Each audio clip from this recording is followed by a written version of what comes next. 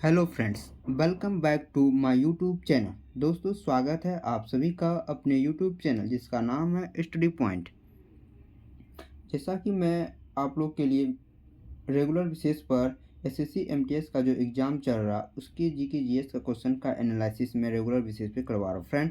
तो आज हम 19 मई के सभी शिफ्ट में आए हुए 75 प्रश्न को इस वीडियो के माध्यम से डिस्कस करने वाला हूँ।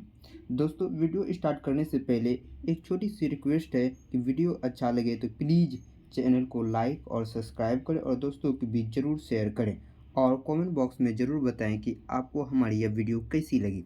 और फ्रेंड, अगर आप फर्स्ट टाइम इस चैनल पर हैं और अभी तक चैनल को सब्सक्राइब नहीं किया है तो चैनल को सब्सक्राइब कर दें और बेल आइकन को प्रेस कर दें ताकि हमारी न्यू वीडियो की नोटिफिकेशन आपको ईज़िली पहुंच सके। चलिए देखते हैं आज का फर्स्ट सवाल हमारा जो आया था। पूछा गया था कि पृथ्वी का सबसे बड़ा महासागर कौन सा है। तो पृथ्वी का सबसे बड़ा महासागर प्रशांत महासागर हो जाता है करेक्ट आंसर। देखिए, महत्वपूर्ण फैक्ट को हम लोग देख लेते हैं। पृथ्वी पर कुल 5 महासागर है, जैसे प्रशांत महासागर जिसे पैसिफिक ओशियन के नाम से जाना, अटलांटिक महासागर को अटलांटिक ओशियन, हिंद महासागर को इंडियन ओशियन तथा आर्कटिक महासागर को आर्कटिक ओशियन तथा अटलांटिक महासागर को या दक्षिणी महासागर आर्कटिक महासागर के नाम से जाना जाता है।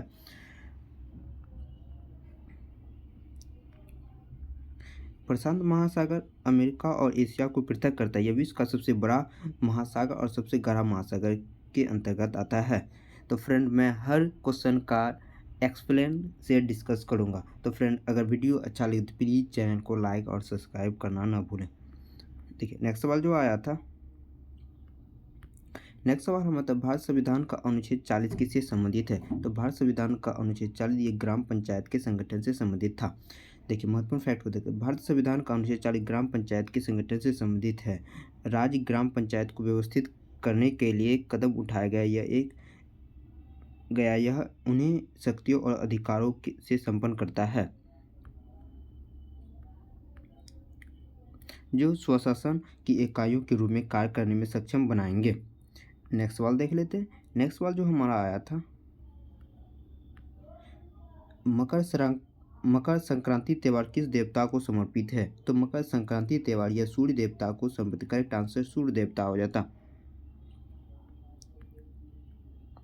मकर संक्रांति को कई नाम से जाना जाता है, जैसे केरल में माघ बिहू, हिमाचल प्रदेश में माघ साजी, जम्मू में उत्तरायण, हरियाणा में सरकट, तमिलनाडु में पोंगल और बिहार में दही चूड़ा के नाम से, और उड़ीसा में मकर संक्रांति और उत्तर प्रदेश में खिचड़ी त्यौहार के नाम से जाना जाता है। तो महत्वपूर्ण फैक्ट को आप लोग ध्यान में रखेंगे फ्रेंड। नेक्स्ट सवाल की ओर देख लेते हैं। नेक्स्ट सवाल जो हमारा आया था, नेक्स्ट वाला हमारे क्षेत्रफल की दृष्टि से विश्व में भारत का कौन सा स्थान है। तो क्षेत्रफल की दृष्टि से भारत विश्व में 7वां स्थान है, करेक्ट आंसर 7वां हो जाता। देखिए, महत्वपूर्ण फैक्ट को देख ले तो भारत क्षेत्रफल के अनुसार 2.4% जो है पूरे पृथ्वी का 2.4% कवर करता है। भारत क्षेत्रफल की दृष्टि से विश्व का 7वां सबसे बड़ा देश है। भारत जो है एशिया का रूस चीन के बाद तीसरा सबसे बड़ा देश है। अगर एशिया में पूछे, भारत जो है रूस और चीन के बाद तीसरा सबसे बड़ा देश है। दुनिया का सबसे बड़ा देश जो है लार्जेस्ट सिटी के रूप में कौन है, रूस हो जाएंगे। लार्जेस्ट सिटी के रूप में कौन है, तो रूस हो जाएंगे। महत्वपूर्ण फैक्ट को ध्यान में रखेंगे फ्रेंड। नेक्स्ट सवाल देख लेते हैं। नेक्स्ट सवाल हमारा आया था कि भारत समुद्र की सीमा किस देश के साथ लगती है। तो भारत समुद्र की सीमा या मालदीव के साथ, करेक्ट आंसर मालदीव हो जाता। भारत की जल या समुद्र सीमा से लगे 7 पड़ोसी देश जैसे पाकिस्तान हो गया, बांग्लादेश हो गया, म्यांमार, थाईलैंड, इंडोनेशिया, श्रीलंका और मालदीव, ये सभी 7 देश भारत के साथ असली समुद्र सीमा के साथ साझा करते हैं। भारत के पड़ोसी देशों में 3 देश जैसे पाकिस्तान, बांग्लादेश ऐसे भी जिनकी असली सीमा और समुद्र सीमा दोनों लगती है, ध्यान में रखेंगे। भारत की असली सीमा 7 देशों से मिलती है, जिसमें अफगानिस्तान हो गया, पाकिस्तान हो गया, भूटान, नेपाल, चीन, म्यांमार, बांग्लादेश इत्यादि 7 कंट्री भारत के साथ असली सीमा साझा करते हैं। और 3 कंट्री जो है यह जल और असली सीमा साझा करते, जिसमें पाकिस्तान भी हो गया, बांग्लादेश और म्यांमार, यह 3 कंट्री जो है क्या करते हैं, भारत के साथ असली और जल सीमा साझा करते हैं। नेक्स्ट सवाल देख लेते हैं। नेक्स्ट सवाल आया था नेक्स्ट वाला हमारा है कि सूर्य की किरणों से हमें कौन सा विटामिन प्राप्त होता है, तो सूर्य की किरणों से विटामिन डी हमें प्राप्त है। करेक्ट आंसर डी हो जाता। नेक्स्ट वाला देख लेते हैं। नेक्स्ट वाला हमारा आया था मणिपुरी मणिपुरी नृत्य किस राज्य में मणिपुरी किसके लिए किया जाता है, ये भक्तों के लिए। क्या करेक्ट आंसर भक्तों के लिए किया जाता है। करेक्ट आंसर हो जाता। देख लेते हैं महत्वपूर्ण फैक्ट को। देखिए मणिपुरी नृत्य भारत का प्रमुख शास्त्रीय नृत्य है। इसका इसका नाम इसकी उत्पत्ति स्थल मणिपुर के नाम पर पड़ा है। यह नृत्य मुख्यतः हिंदू वैष्णव प्रसंगों पर आधारित होता है, जिसमें कि राधा और कृष्ण के प्रेम की प्रमुख इसमें शामिल किया गया है। नेक्स्ट सवाल देख लेते हैं। नेक्स्ट सवाल हमारा आया था, करंट से सवाल बने थे।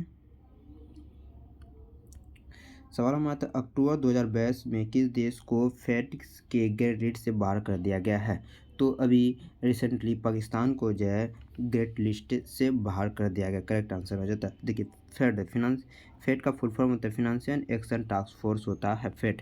हेड क्वार्टर पेरिस फ्रांस में हो जाएगा। फाउंडर जुलाई 1989 ईस्वी में किया गया था। अभी प्रेसिडेंट कौन, टी राजा कुमार वर्तमान में प्रेसिडेंट हैं। महत्वपूर्ण फैक्ट को और देख लेते हैं। देखिए आतंकी वित्त पोषण और मनी लॉन्ड्रिंग पर अंतर्राष्ट्रीय निगरानी संस्थान वित्तीय कार्रवाई बल जिसे फिनेंशियल एक्शन टास्क फोर्स के नाम से जाना पाकिस्तान को अब निगरानी सूची यानी ग्रेट लिस्ट के तहत से क्या कर दिया, बाहर कर दिया गया है। नेक्स्ट सवाल की ओर देखते हैं। नेक्स्ट सवाल हमारा आता है flood of fire. Flood of fire किसकी आत्मकथा है, तो फ्लड ऑफ फायर की पुस्तक के लेखक और अमिताभ घोष। करेक्ट आंसर हो जाता है। फ्लड ऑफ फायर भारतीय उपन्यास अमिताभ घोष द्वारा लिखित 2015 का एक उपन्यास यह है। नेक्स्ट सवाल देख लेते हैं। नेक्स्ट सवाल जो आया था, नेक्स्ट भारत के वर्तमान मुख्य न्यायाधीश कौन हैं, तो वर्तमान भारत के मुख्य न्यायाधीश DY चंद्रचूड़ जो हैं भारत के मुख्य न्यायाधीश हैं। भारत के 50वें और वर्तमान मुख्य न्यायाधीश धनराज यशवंत चंद्रचूड़ हैं। उन्होंने जो है 9 नवंबर 2022 को भारत के 50वें मुख्य न्यायाधीश के रूप में शपथ लिया था। 49वें मुख्य न्यायाधीश न्यायमूर्ति उदय ललित हो जाएंगे और 38वें मुख्य न्यायाधीश के अगर फ्रेंड 38वां मुख्य न्यायाधीश जस्टिस NV रमन्ना। 38वें और 39वें उदय ललित और 50वें जो हो जाएंगे चंद्रचूड़ हो जाएंगे। नेक्स्ट फ्रेंड देख लेते हैं। नेक्स्ट सवाल जो आया था, नेक्स्ट सवाल मतलब उस्ताद असद अली खां का संबंध किस वाद्ययंत्र से संबंधित है, तो उस्ताद असद अली खां का संबंध है रुद्र वीणा से संबंधित। करेक्ट आंसर रुद्र वीणा से हो जाता है। उस्ताद अजमत अली खां एक प्रसिद्ध सरोद वादक जिनको भारत सरकार द्वारा 1991 कला के क्षेत्र में पद्म विभूषण से सम्मानित किया गया था। तो महत्वपूर्ण फैक्ट को आप लोग ध्यान में रखेंगे। नेक्स्ट सवाल देख लेते हैं। नेक्स्ट सवाल हमारा आया था करंट से सवाल हर शिफ्ट में बन रहे हैं, तो 2022 वाला पोर्शन को आप लोग ध्यान में से देख लेंगे।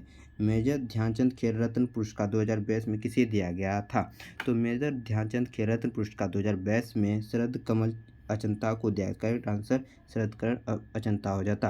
वर्ष 2022 का मेजर ध्यानचंद खेल रत्न पुरस्कार शरद कमल अचंता को दिया गया था। मेजर ध्यानचंद खेल रत्न अवार्ड का लिस्ट 2021 का देख लेते हैं। जैसे नीरज चोपड़ा ये एथलेटिक्स के खिलाड़ी, रवि दहिया ये कुश्ती खेल में इसको दिया गया था। PR श्री बरजीत यह हॉकी के खिलाड़ी हैं। लवलीना बोरगो ये मुक्केबाजी से। सुनील छेत्री यह फुटबॉल के खिलाड़ी हैं। मिताली राज ये क्रिकेट के खिलाड़ी हैं। मिताली राज क्या क्रिकेट से संबंधित है। प्रमोद भगत यह बैडमिंटन के खेल में दिया गया था। सुमित अंतिल ये एथलेटिक्स खिलाड़ी हैं। अवनी लखा ये निशानेबाज खिलाड़ी हैं। कृष्ण नागर ये बैडमिंटन के खिलाड़ी हैं। मनीष नरवाल यह निशानेबाज हैं और मनप्रदीप सिंह यह हॉकी के खिलाड़ी हैं। तो सारे खेल और खिलाड़ी से रिलेटेड आप लोग ध्यान में रखेंगे। नेक्स्ट सवाल देख लेते हैं। नेक्स्ट सवाल जो आया था पूछा था मोरमुगाओ बंदरगाह कहाँ स्थित है, तो मोरमुगाओ बंदरगाह यह गोवा राज्य में स्थित। करेक्ट आंसर गोवा आ जाता है। गोवा से संबंधित महत्वपूर्ण फैक्ट को देखते हैं। यह भारत के पश्चिमी तट पर स्थित राज्य में स्थित है। महाराष्ट्र में स्थित मुंबई बंदरगाह भारत का सबसे बड़ा बंदरगाह है। कांडला बंदरगाह भारत का सबसे पहला बंदरगाह था। गुजरात में मुंद्रा बंदरगाह भारत का सबसे व्यस्त बंदरगाह है। पूछे व्यस्त बंदरगाह कौन सा हो, तो गुजरात का मुंद्रा बंदरगाह सबसे व्यस्त बंदरगाह की कैटेगरी में आते हैं। और पूछा गया था तुतीकोरिन पोर्ट भारत का एक कृत्रिम समुद्री बंदरगाह है। मद्रास पोर्ट भारत में सबसे पुराना बंदरगाह में से एक और देश में दूसरा सबसे बड़ा बंदरगाह है। तो सारे महत्वपूर्ण फैक्ट को आप लोग अच्छे से ध्यान में रखेंगे।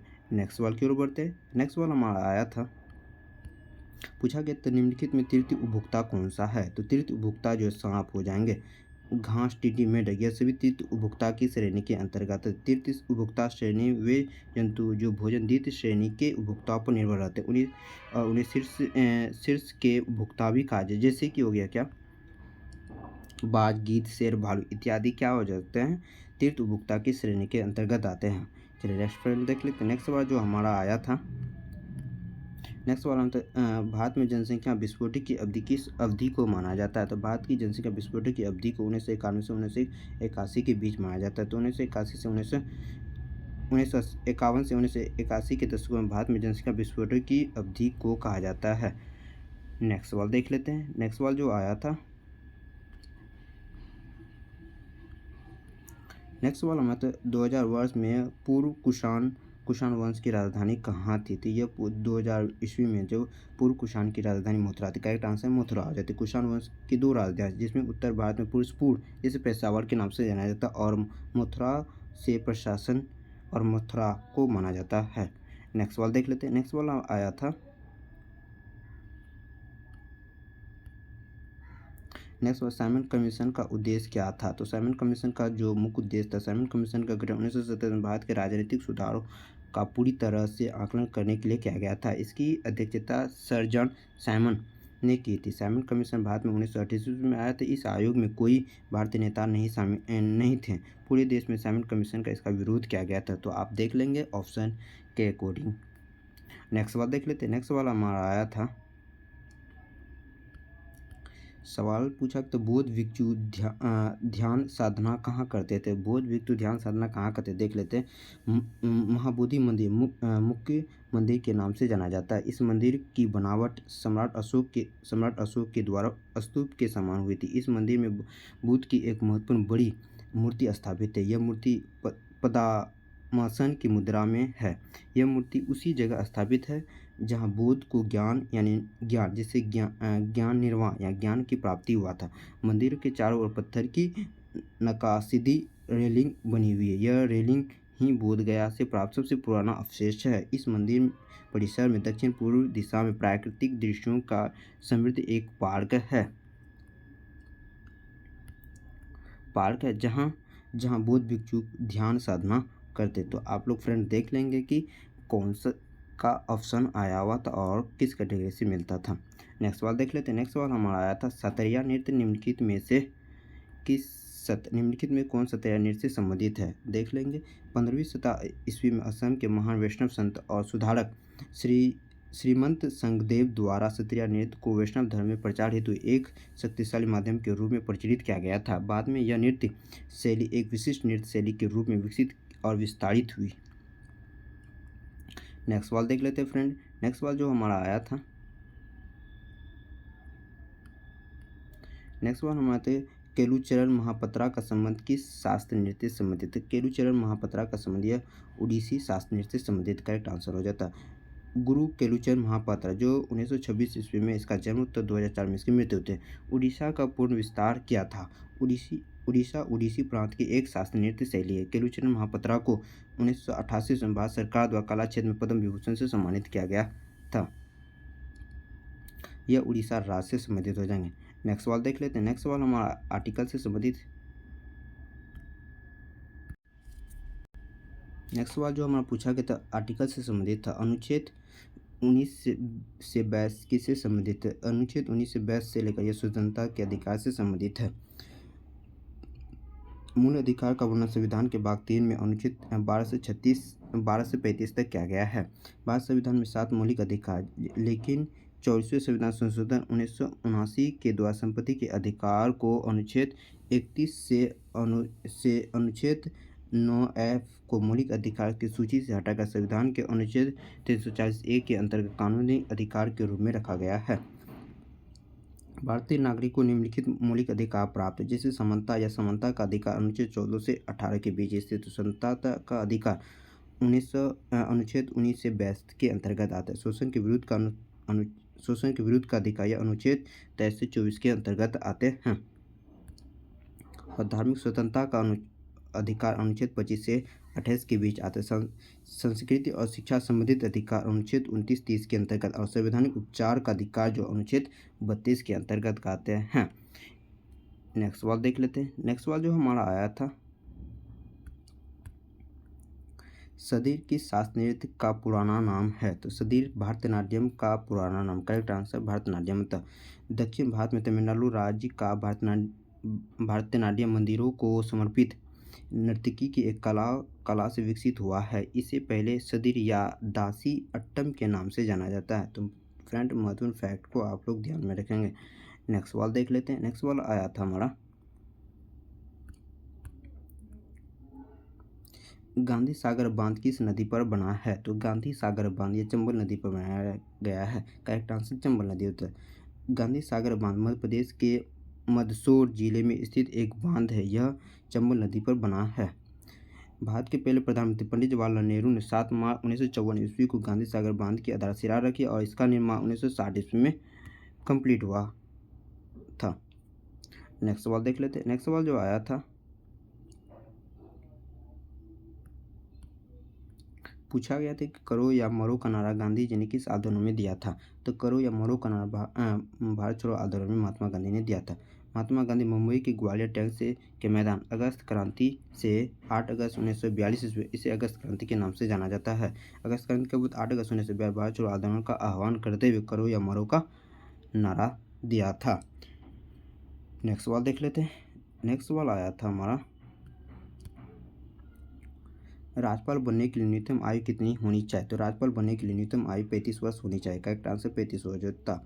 भारत संविधान के अनुच्छेद 157 के अनुसार कोई व्यक्ति राज्यपाल की नियुक्ति होने का पात्र तभी होगा यदि वह भारत का नागरिक हो और 35 वर्ष की आयु पूरी कर चुका, और इसे संसद के किसी भी सदन या राज्य विधायिका के सदन का सदस्य नहीं होना चाहिए। राज्यपाल की नियुक्ति राष्ट्रपति द्वारा 5 वर्ष की अवधि के लिए किया जाता है। तो फ्रेंड, अगर वीडियो आपको हमारी अच्छी लगे तो प्लीज़ चैनल को लाइक और सब्सक्राइब करना ना भूलें। नेक्स्ट सवाल देख लेते हैं। नेक्स्ट, बृजभूषण काबरा का संबंध किस वाद्य यंत्र से संबंधित था? तो बृजभूषण काबरा का संबंध गिटार वाद्य से संबंधित। करेक्ट आंसर गिटार हो जाता। बृजभूषण काबरा जी विश्व प्रसिद्ध एक गिटार वादक और संगीतकार थे। बृजभूषण जी को गिटार के तार को भारतीय शास्त्रीय संगीत के अनुकूल बनाने के लिए जाना जाता है। नेक्स्ट सवाल देख लेते हैं। नेक्स्ट सवाल जो आया था, पुस्तक a brief history of time, पुस्तक a brief of history time किसके द्वारा लिखी गई है? तो स्टीफन हॉकिंस के द्वारा यह पुस्तक a brief history of time लिखा गया है। A brief history of time 1988 में प्रकाशित विज्ञान लेखन और विश्व स्तर प्रशंसा और लोकप्रियता को एक मील का पत्थर है, जिसकी विश्व स्तर पर 9 मिलियन से अधिक प्रतियां छपी थी। मूल संस्करण ब्रह्मांड की उत्पत्ति और प्रकृति के बारे में तब जो ज्ञात था उससे सबसे अधिक आगे था। James mill history of British India पुस्तक के लेखक हैं। History of British India Bharat इतिहास, धर्म, संस्कृति और कला और चरित्र और भारत के कानून पर लिखित एक पुस्तक का नाम है। नेक्स्ट सवाल देख लेते हैं। नेक्स्ट सवाल आया था, कोशिका की खोज किसके द्वारा की गई थी? कोशिका की खोज ये रॉबर्ट हुक के द्वारा की गई थी। कब की? कोशिका की 1665 से रॉबर्ट हुक ने कोशिका की खोज की थी। उन्होंने अनपढ़ सूक्ष्मदर्शी का उपयोग करके कोशिका को कॉर्क के एक पतले टुकड़े के माध्यम से देखा और उन्होंने पाया कि कॉर्क की कई छोटे छोटे खाली कोशिकाओं से बना है और इन संरचना को मधुमक्खी के छत्तों के समान होती है। जेम्स वाटसन और फ्रांस क्रिक ने 1953 से डीएनए की खोज की थी। तो डीएनए की खोज किसके द्वारा की गई थी, इसको भी आप लोग ध्यान देते हैं। जेम्स वाटसन और फ्रांस क्रिक के द्वारा 1953 ईस्वी में डीएनए की खोज की गई थी। नेक्स्ट सवाल की ओर बढ़ते। नेक्स्ट सवाल हमारा आया था, फुल फॉर्म से सवाल पूछे गए थे। तो पूछा कि नबार्ड में आर का फुल फॉर्म क्या होता है? तो नबार्ड में रूरल फुल फॉर्म होता है। नबार्ड का full form national bank for education and rural होता है। रूरल डेवलपमेंट होता है। हिंदी में इसे राष्ट्रीय ग्रामीण कृषि विकास बैंक के नाम से जाना जाता है। नाबार्ड की स्थापना 1981 में की गई थी। शिवरमन समिति की सिफारिश के आधार पर 22 जुलाई 1982 में 100 करोड़ रुपए की प्रदत्त यानी पे अप पूंजी के साथ इसकी स्थापना की गई थी। तो फ्रेंड, महत्वपूर्ण फैक्ट को आप लोग ध्यान में रखेंगे।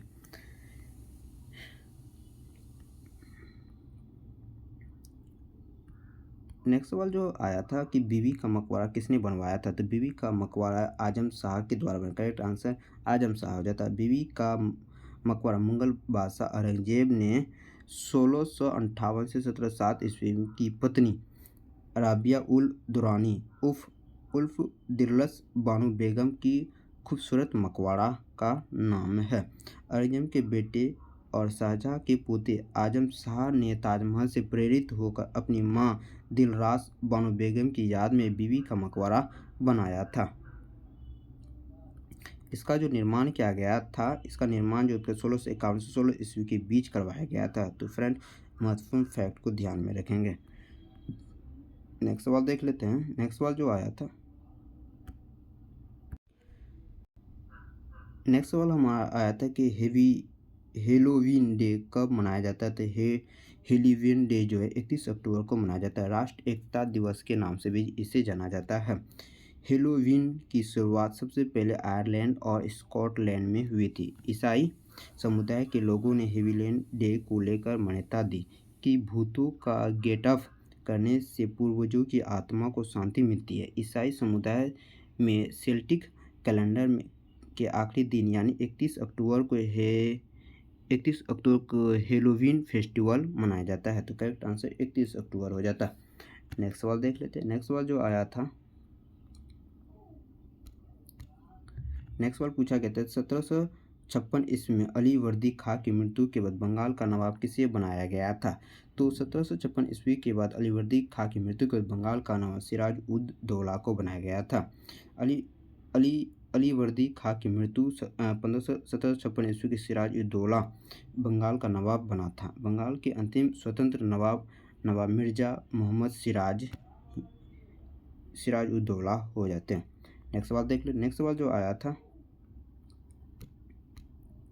नेक्स्ट सवाल हमारा था कि किस राज्य सरकार ने सफल पोर्टल लॉन्च किया है। किस राज्य सरकार जो सफल पोर्टल लॉन्च किया है उड़ीसा सरकार के द्वारा। करेक्ट आंसर उड़ीसा हो जाता है। उड़ीसा के सीएम नवीन पटनायक ने किसानों के लिए एक साझा क्रेडिट पोर्टल सफल की शुरुआत की। मुख्यमंत्री ने पोर्टल की शुरुआत करते हुए ये कहा कि यह सुविधा किसानों और कृषि उद्यमियों को 40 से अधिक बैंकों के 30 से अधिक सावधिक ऋण उत्पादों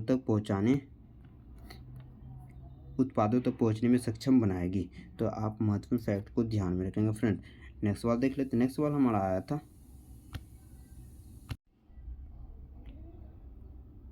नेक्स्ट सवाल भारत का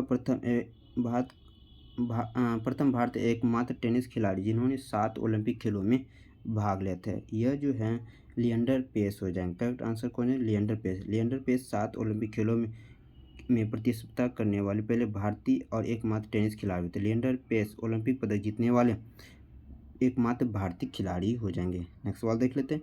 नेक्स्ट सवाल जो आया था, जीव विज्ञान का जनक कौन है, तो जीव विज्ञान का जनक यह अरस्तु को कहा जाता है। यूनानी दार्शनिक यह अरस्तु कहाँ के थे, यूनानी के। जीव विज्ञान का पिता जो है इनका जन्म 384 से 322 ईसा पूर्व में हुआ था। इन्हें जीव विज्ञान का जनक के नाम से जाना जाता है। नेक्स्ट सवाल देख लेते हैं। नेक्स्ट सवाल हमारा आया था, इल्बर्ट बिल विवाद किससे जुड़े किस वायसराय के नाम से, तो इल्बर्ट बिल विवाद जो हुआ था 1931 ईस्वी में लॉर्ड रिपन से के वायसराय के शासनकाल में किया गया था। यूरोपीय लोगों ने इस आधार पर बिल का विरोध किया कि न्यायालय कोई भी भारतीय सदस्य या यूरोपीय अपराधी के मामले में सुनवाई करने के लिए उपयुक्त नहीं है। इसे ही इल्बर्ट बिल विवाद कहा जाता है। तो यह 31 अक्टूबर यह जो हुआ था 1931 में इस विवाद हुआ था, इल्बर्ट बिल विवाद। नेक्स्ट सवाल देख लेते हैं। नेक्स्ट सवाल जो आया था हमारा, कोबे ब्रायंट का संबंध किस खेल से संबंधित है। कोबे ब्रायंट का संबंध किस खेल से संबंधित है, बास्केटबॉल से हो जाएंगे। करेक्ट आंसर कोबी बिन ब्रायड 23 अगस्त 1988 ईस्वी में इसका जन्म हुआ था और जनवरी 26 जनवरी 2020 तक एक अमेरिकी पेशेवर बास्केटबॉल के खिलाड़ी था जो नेशनल बास्केटबॉल एसोसिएशन में लॉस एंजल्स लेकर्स के लिए शूटिंग गार्ड के रूप में खेलते थे। तो कोबे ब्रायट का संबंध किस खेल से संबंधित है? यह बास्केटबॉल से संबंधित है। नेक्स्ट सवाल की ओर बढ़ते हैं। नेक्स्ट सवाल हमारा आया था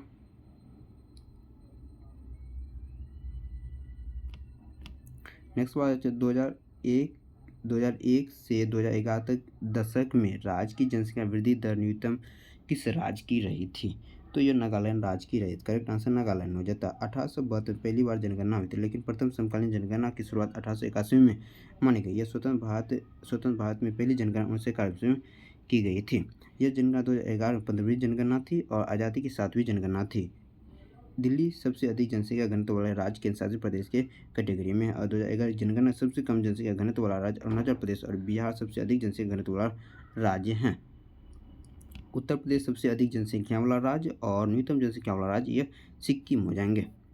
नेक्स्ट सवाल देख लेते हैं। नेक्स्ट सवाल जो आया था आर्टिकल से सवाल था, पूछा गया था अनुच्छेद 23-24 किससे संबंधित है? तो अनुच्छेद 23-24 जो ये शोषण के खिलाफ के अधिकार से संबंधित। करेक्ट आंसर शोषण के खिलाफ मूल अधिकार का वर्णन भारतीय संविधान के भाग 3 में अनुच्छेद 12 से 35 के अंतर्गत आते हैं।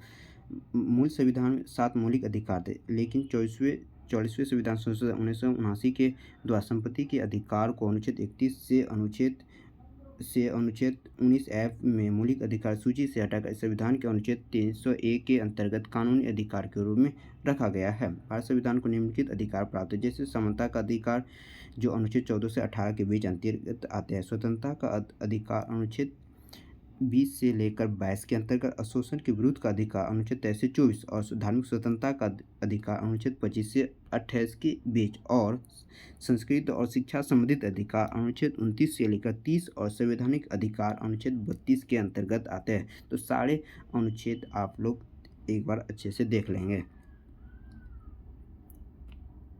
नेक्स्ट सवाल देख लेते थे।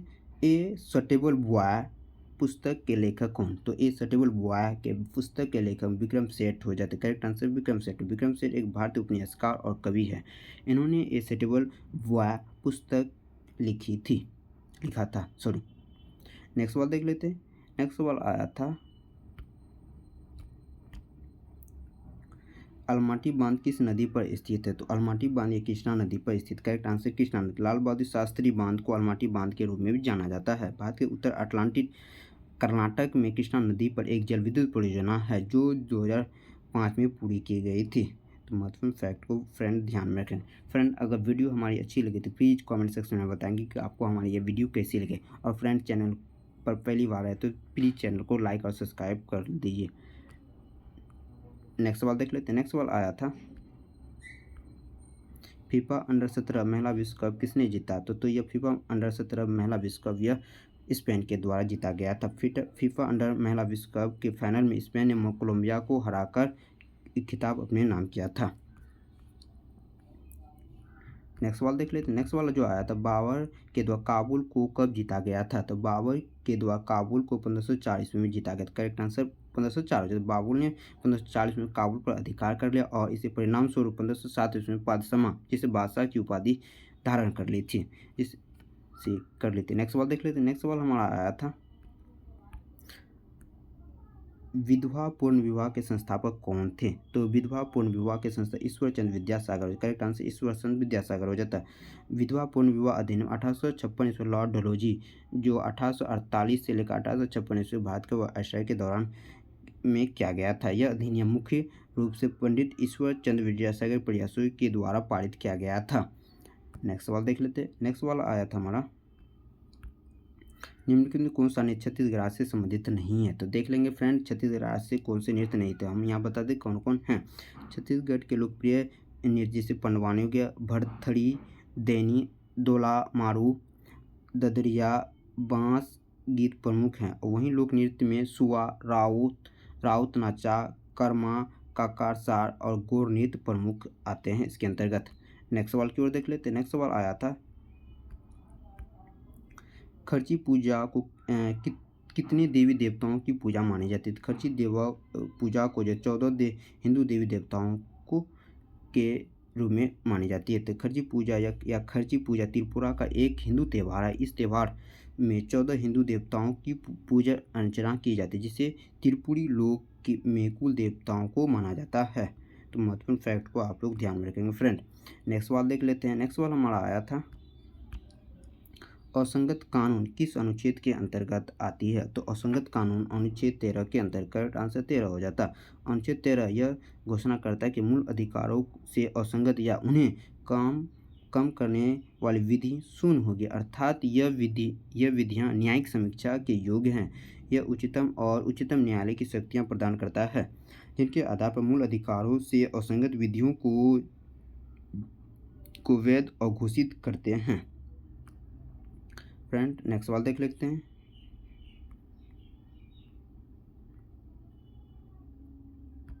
नेक्स्ट सवाल हमारा स्पोर्ट्स से सवाल आया था कि यूएसए ओपन 2022 में पुरुष एकल का खिताब किसने जीता है? तो यह कार्लोस अल्काराज ने यूएसए ओपन पुरुष एकल का खिताब अपने नाम किया था। कार्लोस अल्काराज अमेरिकी ओपन टेनिस टूर्नामेंट पुरुष एकल फाइनल में कैस्पर रूड को 4 सेट से हराकर 19 साल की उम्र में अपना पहला ग्रैंड स्लैम अपने किया था। कितने साल के हैं? यह 19 साल की स्थित है। यूएसए ओपन 2022 का खिताब कार्लोस अल्काराज ने जीता था। नेक्स्ट सवाल देख लेते हैं। नेक्स्ट सवाल हमारा था, ज्वार भट्टा क्यों आते हैं? तो ज्वार भट्टा सागरी जल के ऊपर उठने या आगे बढ़ने से ज्वार भट्टा तथा समुद्र जल के नीचे गिरकर पीछे लौटने सागर की ओर भट्टा कहते हैं। पृथ्वी, चंद्रमा और सूर्य की पारस्परिक गुरुत्वाकर्षण की शक्तियों की क्रियाशीलता ज्वार भट्टा की उत्पत्ति का प्रमुख कारण है। नेक्स्ट सवाल देख लेते हैं। नेक्स्ट सवाल जो आया था, चंद्रगुप्त मौर्य के बाद मौर्य साम्राज्य का शासक कौन बना? तो चंद्रगुप्त मौर्य के बाद यह बिंदुसार जो उसके पुत्र को बनाया गया था। चंद्रगुप्त के उत्तराधिकारी बिंदुसार जो 298 ईसा पूर्व से 272 ईसा तक मगध के मौर्य साम्राज्य की गद्दी पर बैठा था। मौर्य साम्राज्य के 3 मुख्य राजा थे, जैसे चंद्रगुप्त मौर्य, बिंदुसार, अशोक। अशोक के शासनकाल में 6 शेष मौर्य साम्राज्य बहुत ही कमजोर थे। शतधन्वन का पुत्र विहद मौर्य साम्राज्य का अंतिम शासक था। शतधन्वन विहद किसका पुत्र था? यह शतधन्वन का पुत्र था। देखिए, विहद मौर्य की मृत्यु के बाद शुंग साम्राज्य की स्थापना थी, यानी कि मौर्य वंश के बाद कौन सा साम्राज्य आता है? शुंग वंश आता है। नेक्स्ट सवाल देख लेते हैं फ्रेंड। नेक्स्ट सवाल जो आया था, गंगूबाई हंगल किस राज्य से संबंधित है? गंगूबाई हंगल यह कर्नाटक राज्य से संबंधित। करेक्ट आंसर कर्नाटक हो जाता है। गंगूबाई का जन्म 5 मार्च 1923 को कर्नाटक के धारवाड़ शहर में एक देवासी परिवार में हुआ था। उनके पिता चिक्कू राव नादिगढ़ एक कृषक थे तथा मां अंबाबाई कर्नाटक शैली का एक शास्त्रीय नृत्य गायिका थी। वर्ष 1962 ईस्वी में कर्नाटक संगीत अकादमी पुरस्कार, 1971 में पद्म विभूषण, 1973 संगीत नाटक अकादमी पुरस्कार और 1996 में संगीत नाटक अकादमी की सदस्यता और 1997 दीनानाथ प्रतिष्ठान और 1998 से माणिक रत्न पुरस्कार तथा 2002 में पद्म विभूषण से सम्मानित किया गया था। वे कई वर्षों तक कर्नाटक विश्वविद्यालय के संगीत के प्राचार्य भी रही थी। फ्रेंड नेक्स्ट सवाल देख लेते हैं। नेक्स्ट सवाल जो आया था, लाल बलुआ पत्थर का प्रयोग करके अलाउद्दीन खिलजी ने क्या बनवाया था? तो लाल बलुआ पत्थर का उपयोग कर अलाई दरवाज़ा का निर्माण किया है। करेक्ट आंसर अलाई दरवाज़ा होता है।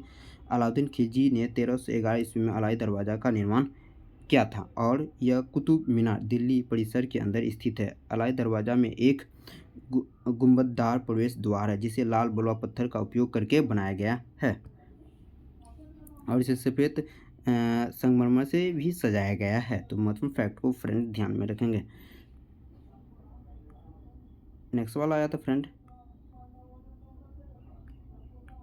नेक्स्ट सवाल पूछा गया, लाल शैवाल का वैज्ञानिक नाम क्या है? तो लाल शैवाल का वैज्ञानिक नाम राइडोफाइटा करेक्ट आंसर हो जाता।